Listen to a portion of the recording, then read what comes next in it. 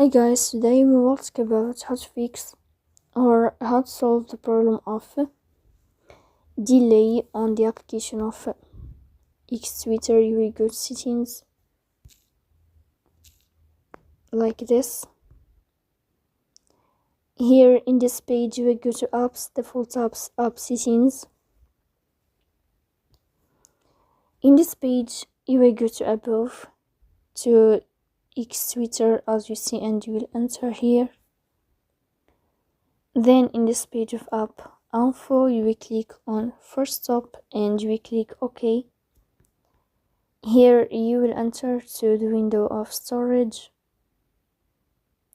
Then we click on clear cache, but pay attention, don't click clear data because that can delete your account. In the end you can turn off your phone and you can wait a moment to restart your phone, so please don't forget